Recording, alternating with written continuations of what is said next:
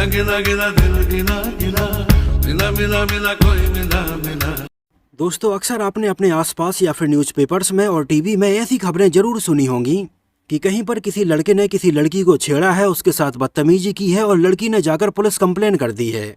ये तो बहुत ही नॉर्मल सी बात है, लेकिन क्या आपने कभी सुना है कि किसी लड़की ने किसी लड़के को परेशान किया है, या उस लड़के के साथ गलत हरकत की है, या उसके साथ छेड़खानी करने की कोशिश की है और लड़के ने जाकर लड़की के खिलाफ पुलिस कंप्लेन की हो? ऐसा आपने शायद रेयरली ही सुना होगा, और खासकर से ये सारी चीजें आपने हमारे इंडिया में तो बिल्कुल ना के बराबर ही सुनी होंगी, क्योंकि यहाँ पर ऐसा माना जाता है कि हमेशा गलत हरकत तो लड़का ही करता है, लड़कियां ऐसा कुछ भी नहीं करती हैं।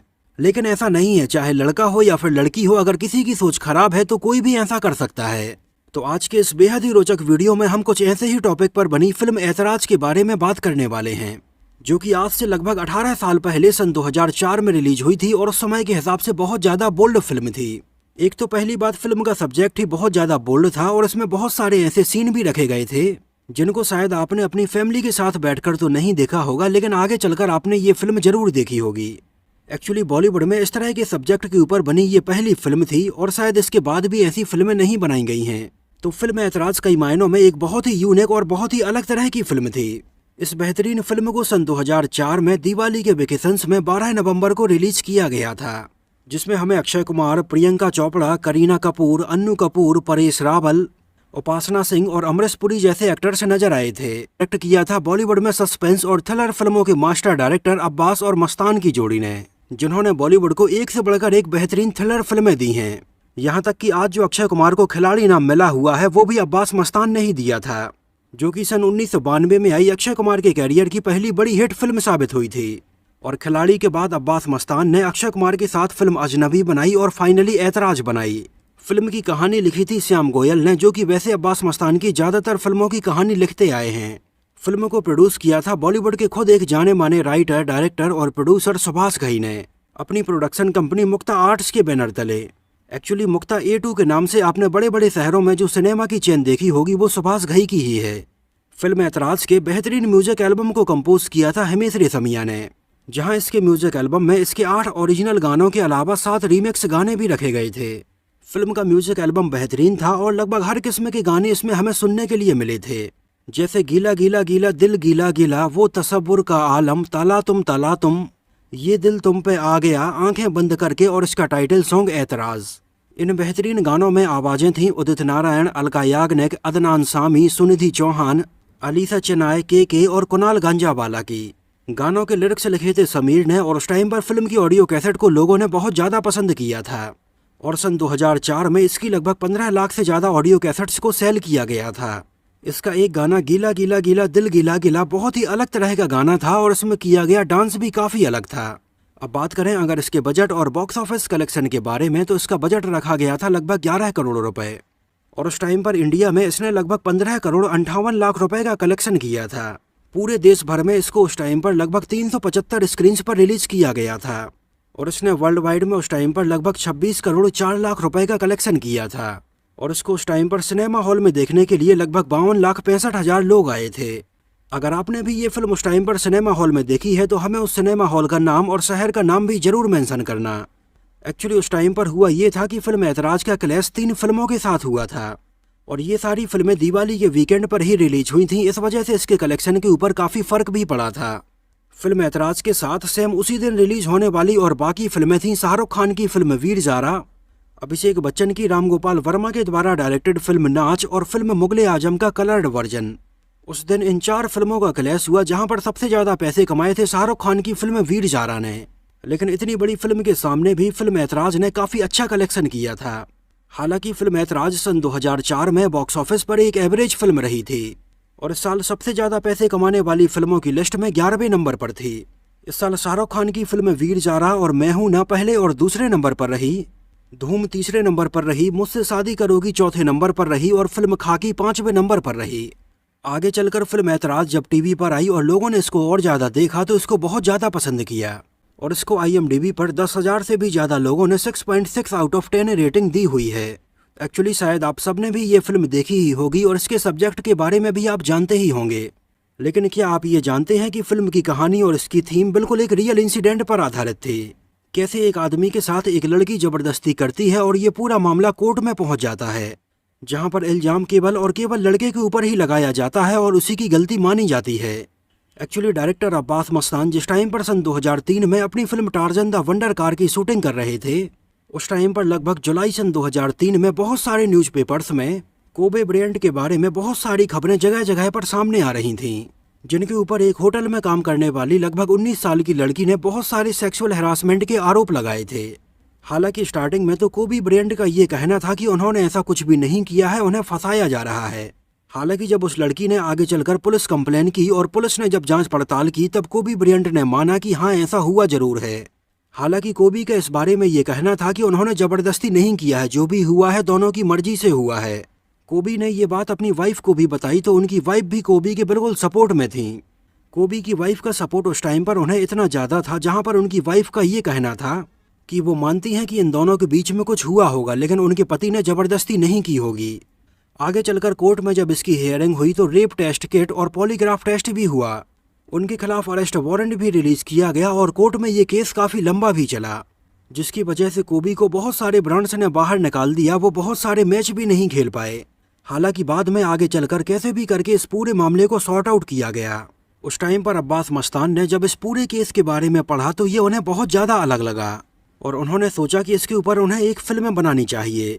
तो इस रियल केस से एक बेसिक आइडिया लेकर फिल्म ऐतराज की पूरी कहानी लिखी गई, जहां पर करीना कपूर हमें अक्षय कुमार की वाइफ बनी हुई नजर आती हैं, जहां पर वो खुद अपने पति का केस लड़ती हैं और उन्हें सपोर्ट करती हैं।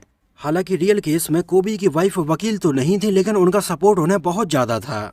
मतलब इस केस से एक बेसिक आइडिया लेकर इसमें इंडियन ऑडियंस के हिसाब से और ज़्यादा ड्रामा ऐड करके बनाया गया था। एक्चुअली इसके जब सेकंड हाफ में जब कोर्ट रूम ड्रामा चलता है तो वहां पर पूछे जाने वाले सवाल और जवाब काफ़ी बोल्ड होते हैं, जिससे कि ये फिल्म शायद उस टाइम पर आपने अपनी फैमिली के साथ बैठकर तो नहीं देखी होगी।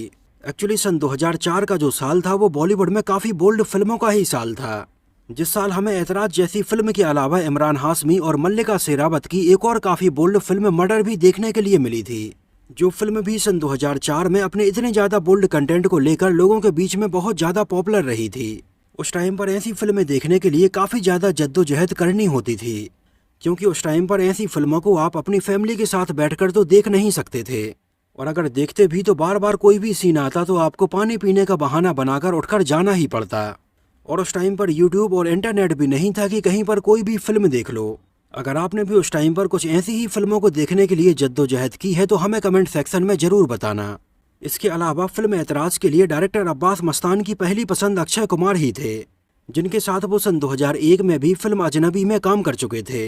इसके अलावा इसमें प्रियंका चोपड़ा वाले किरदार के लिए, जो कि एक नेगेटिव किरदार था, उसके लिए सबसे पहले सेलिना जेटली को अप्रोच किया गया था, जो कि सन 2001 में मिस इंडिया का खिताब जीती थीं। लेकिन जब सेलिना जेटली ने फिल्म की कहानी सुनी तो उन्हें लगा कि अपने कैरियर के स्टार्टिंग में ही उन्हें ऐसा नेगेटिव किरदार नहीं निभाना है। इसके बाद एक टाइम पर सुभाष घई ने इस किरदार के लिए अब्बास मस्तान को सुष्मिता सेन का नाम भी रिकमेंड किया, लेकिन उनसे भी बात नहीं बन पाई और फाइनली डायरेक्टर अब्बास मस्तान ने इस किरदार के लिए प्रियंका चोपड़ा को अप्रोच किया, जो कि इसके पहले भी अपनी फिल्म हमराज के लिए प्रियंका चोपड़ा को अप्रोच कर चुके थे। लेकिन उस टाइम पर प्रियंका चोपड़ा फिल्म हमराज में काम नहीं कर पाई थीं। इस वजह से प्रियंका चोपड़ा का अब्बास मस्तान की इस फिल्म में काम करने का बहुत ज़्यादा मन था। लेकिन जब प्रियंका चोपड़ा ने फिल्म ऐतराज की कहानी सुनी और अपने इस नेगेटिव किरदार के बारे में जाना, तब वो भी स्टार्टिंग में ये नेगेटिव किरदार साइन करने में थोड़ी झिझक रही थीं। लेकिन बाद में अब्बास मस्तान ने उन्हें समझाया कि पूरी फिल्म का यही किरदार एक सेंट्रल पॉइंट है और उनका ये किरदार लंबे समय तक याद किया जाएगा। तब जाकर कहीं प्रियंका चोपड़ा इसमें ये किरदार निभाने के लिए तैयार हो गईं।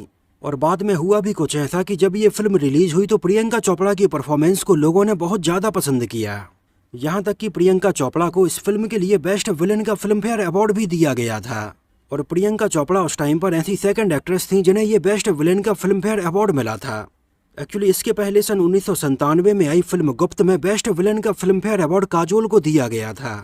और अभी तक भी बॉलीवुड में केवल 2 ही एक्ट्रेस ऐसी हैं जिन्हें ये अवार्ड दिया गया है।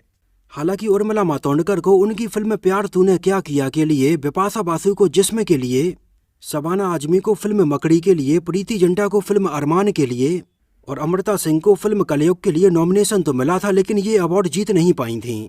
और अभी तक केवल काजोल और प्रियंका चोपड़ा ही ऐसी एक्ट्रेस हैं जिन्हें बेस्ट विलेन का ये फिल्म फेयर अवार्ड मिला है।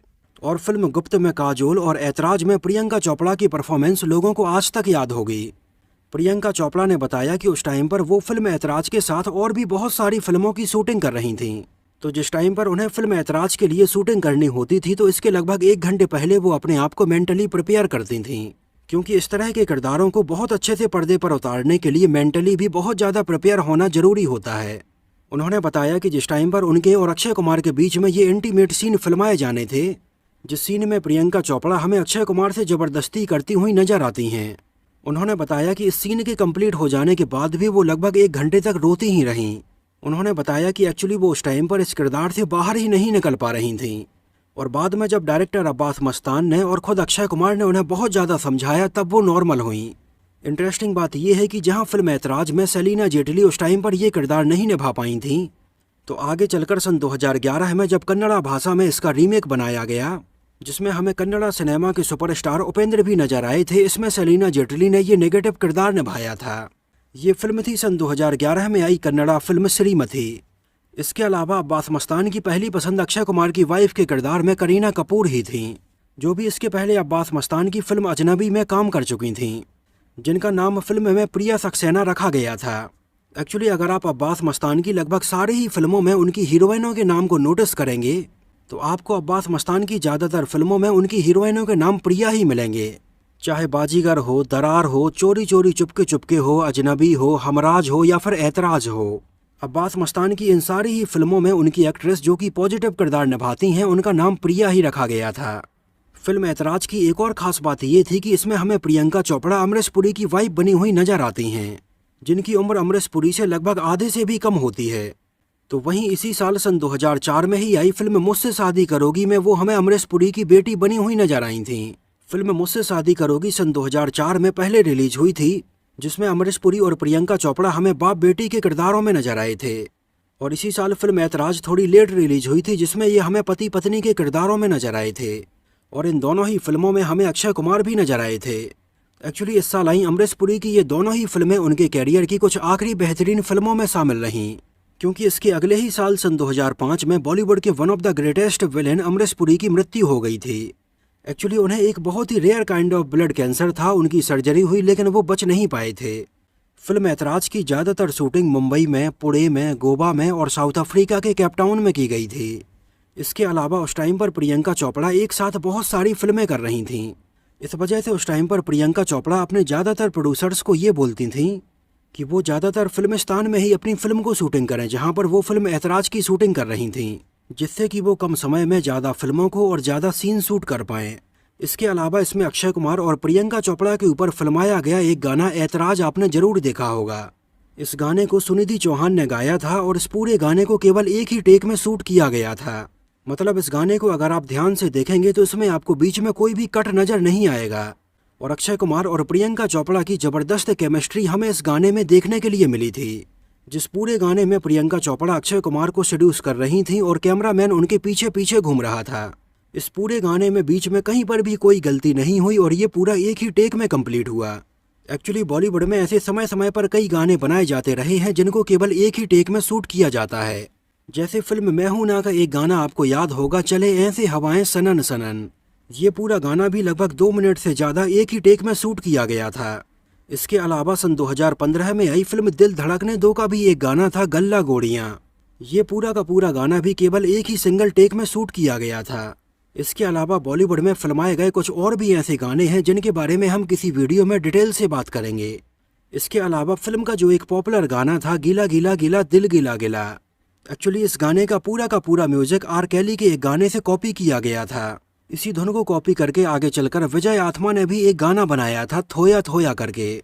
इन दोनों ही गानों की लिंक मैं यहाँ पर नीचे डिस्क्रिप्शन बॉक्स में दे दूंगा, तो वहाँ पर जाकर आप इसको चेक करके देख सकते हैं। तो दोस्तों ये तो बात हुई फिल्म ऐतराज से जुड़े हुए बहुत सारे अननोन फैक्ट्स के बारे में। मुझे तो ये फिल्म बहुत ज़्यादा पसंद आई थी। आप लोगों को ये फिल्म कैसी लगी थी और कोर्ट रूम ड्रामा वाला सीन आपको कैसा लगा था, हमें कमेंट सेक्शन में ज़रूर बताना। और अगर ये वीडियो आपको पसंद आया हो, मेरी मेहनत आपको पसंद आई हो, तो इसको प्लीज़ लाइक करके मुझे इस बात का जवाब ज़रूर दीजिए। तो मिलते हैं किसी नए वीडियो में किसी नई मूवी से जुड़े हुए बहुत सारे अननोन फैक्ट्स और ऐसी ही रोचक बातों के साथ।